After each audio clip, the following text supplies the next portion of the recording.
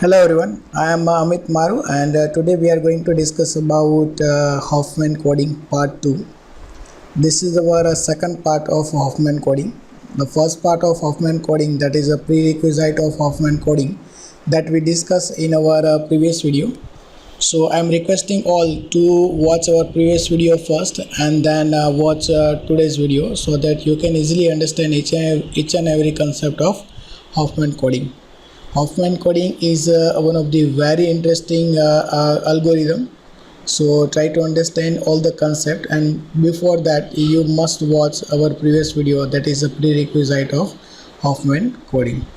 So let us start our today's video on second part of Hoffman coding. First of all, let us understand what is Hoffman coding is, or we can say what is basic purpose of Hoffman coding. So as we discussed, Hoffman coding basically used to reduce size of any file, or it is basically used to compress the file. So simply we can say that Hoffman coding is a lossless data compression algorithm. To reduce the size of any algorithm, we can apply a Hoffman coding, and without loss of the data, we can reduce the file, we can compress the file. The idea is to assign the variable length code to input characters. Lengths of the assigned codes are based on the frequency of corresponding character. In a Hoffman coding, we are assigning variable length code to each and every character to reduce the size of the file, and the variable length code of each and every character is depends on the frequency of corresponding character. So at the end, in a Hoffman code, the most frequent character gets the smallest code and the least frequent character gets the largest code. It means that if the frequency of any character is higher, then the code or we can say the variable length code for that particular character will be smallest one. If the frequency is very smaller, at that time the variable length code for that particular character will be largest one. So this is the basic idea, or we can say the logic to reduce the size of the file by using Hoffman coding.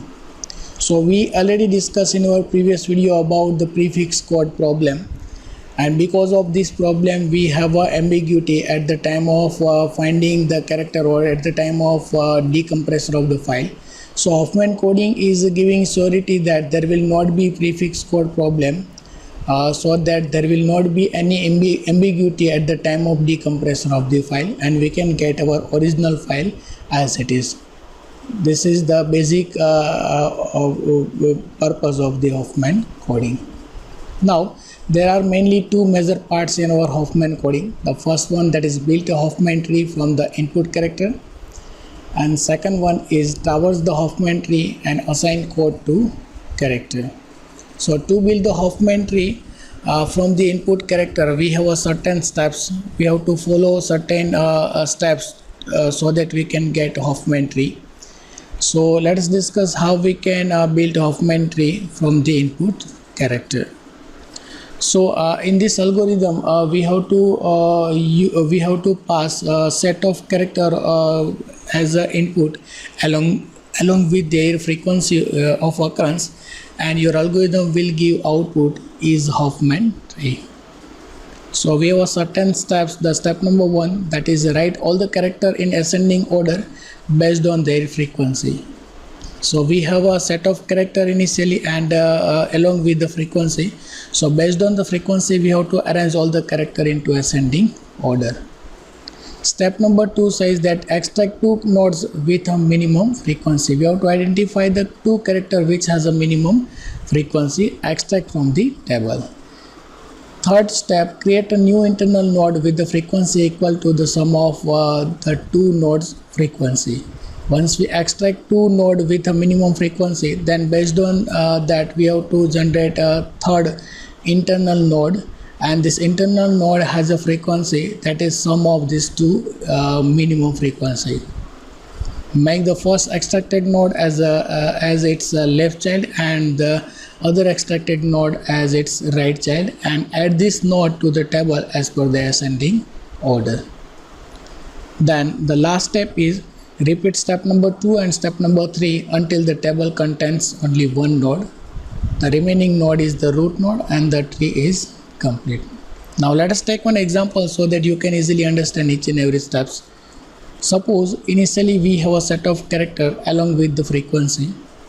So for example, we have a different character A, B, C, D, E and F, and the frequency of every character, like A has a frequency 5. It indicates that A is available 5 times in the file, B is available 9 times in the file, C has a frequency 12. It means that C is available 12 times in the file. Likewise, F has a frequency 45. It means that F available 45 times inside the file.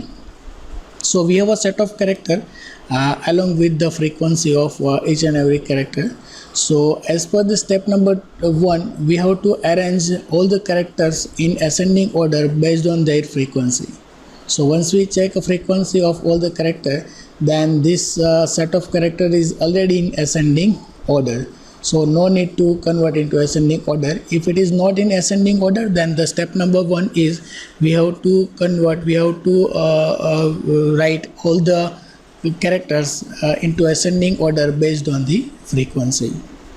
Now we can apply directly our second step, that is extract two minimum frequency node from a mean table and add a new internal node with frequency, that is sum of two internal sum of two minimum node. For example, extract two character which has a minimum frequency from this table.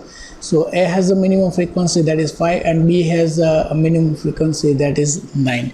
Extract both these character from this table and generate a new internal node which has a frequency 5 plus 9 is equal to 14. So we have a two minimum character, like A has a frequency 5, B has a frequency 9, and generate a third internal node which has a frequency 5 plus 9 is equal to 14. Now this new internal node we have to insert inside this table, and we have to remove A and B from this table. So remove A and B from this table and insert this internal node inside this table, and this table must be in ascending order. So the frequency of this internal node is 14, so it will be stored in between these two, that is 13 and 16. So this new internal node will be inserted inside the table in between D and E. So we can get our table like internal node will be inserted inside in between this D character and E character, because the frequency of this node is 14. Now again, our table has all the characters in ascending order based on the frequency. Now we have to apply again same step. We have to identify two character which has a minimum frequency. So C and D both has a minimum frequency, and generate our third internal node, and the frequency of this third internal node will be 12 plus 13 is equal to 25.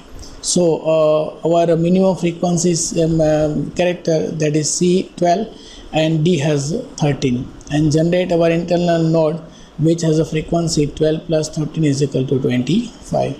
Now store this internal node which has a frequency 25 inside this table. Then this internal node will be stored in between 16 and 45. It means that in between E and F character, and remove C and D from the table. Then we can get our new table like this.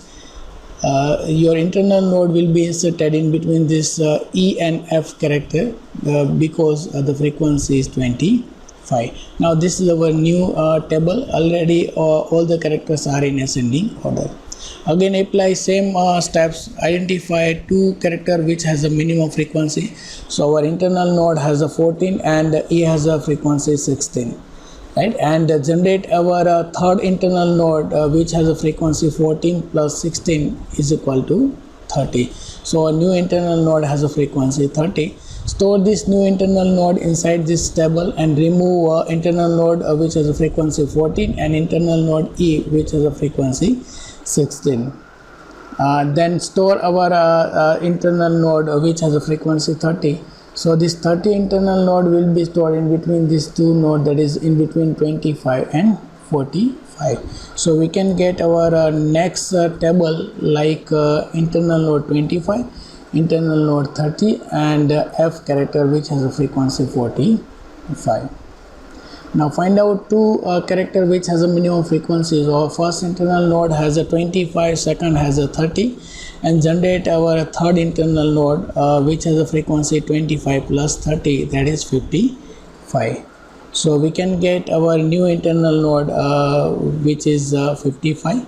Store this new internal node inside this table and remove internal node which has a frequency 25, internal node which has a frequency 30, and this 55 will be stored inside the table. So we can get our next table like F has a frequency 45 and internal node has a frequency 55. Now only two nodes we have inside the table, so extract both this node and generate a new node. So we can get our internal node 100 because the frequency of F is 45. 45 plus 55 is equal to 100. So this kind of table we can generate, and now store this 100 inside this table. Then we can have only one node inside the table. Once we get only one node inside the table, then we have to stop because we have a final tree, and this tree is known as Hoffman tree. So this tree is simply known as Hoffman tree. Right, so this is our step number 1.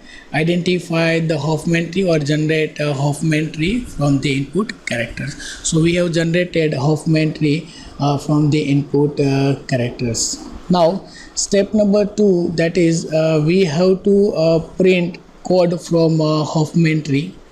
So as per the step number 2, we have to traverse from root node to the leaf node, because in every leaf node has one character. So every time we have to move from root node to the leaf node so that we can get one character. Now one thing is, when we traverse from root node to the any other node, at the time if we move from root node to the left child, at that time we have to put 0 there. If we move from root node to the right child, then we have to put 0 there. Just take one example. Suppose when we move from 100 root node to the left child, at that time we have to put 0 there. If we move towards the right side, at that time we have to put 1 there. Suppose we are here, and if we move to the left child, then we have to put 0 there. If we move to the right child, then we have to put 1 there. Suppose we are here, then if we are moving to the left child, then we have to put 0 there. And if we move to the right child, then we have to put 1 there. So in this way, when we move from one node to the left child, at that time we have to put 0 there. If we move from node to the right child, at that time we have to put 1 there. Right. So then after we can get a unique variable code for each and every character. So if you want to get unique code for the F, then we have to move from root node to the F. So here root node is 100, which has a left child that is F. So only one step is required to identify the variable length code for F. Just move root node to the F. Then in this path we are getting only one character, one bit, that is 0. So that we can say the variable length code for F, which has frequency count 45, which has the highest frequency count, that is 45, and the variable length code is 0, which is smallest one.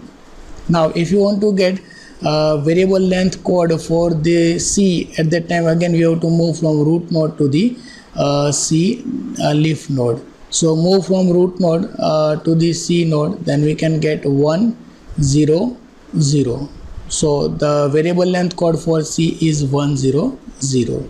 Likewise, if you want to get a variable length code for D, then move from root node, then we can get 1 0 1 for the D.